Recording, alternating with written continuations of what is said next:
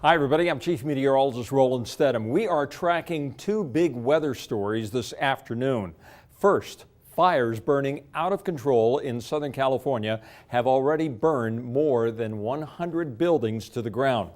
An update on what's going on there in just a few minutes. But first, take a look at what's happening outside in downtown Boise.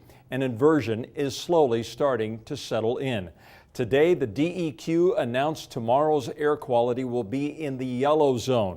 KBOI2 meteorologist Nate Larson breaks down how an inversion forms and how it can be harmful to your health. Here at the depot, the city's still very visible behind me, but with inversion settling in, that might not be the case for long.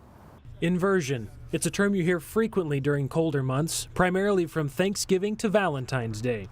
It's when we have the least amount of daylight, a low sun angle, and little circulation in the atmosphere in between storms.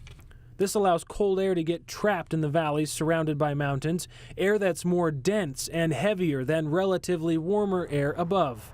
Fog and haze usually form in the valleys, quickly reducing visibility and the air quality. It becomes really depressing when it sticks around too long. It just brings your spirits down. It just don't feel like doing much of anything because it is so dreary. Normally, the higher in elevation you go, the colder the air gets. That's not the case with an inversion.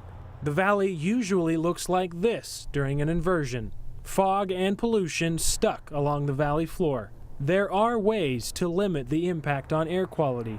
If people can reduce the trips they make in vehicles, alternative transportation, or even just not make trips if they're not necessary, that helps. And when the brownish haze does get to you, when you get too depressed, you jump in the car and you go up to Cascade or up to Idaho City and get into the sunshine for the day and then come back home and put up with it till it leaves. As the air quality continues to deteriorate, the view of the city behind me will as well. In Boise, Nate Larson, KBOI 2 News. All right, thanks, Nate. Right now, firefighters are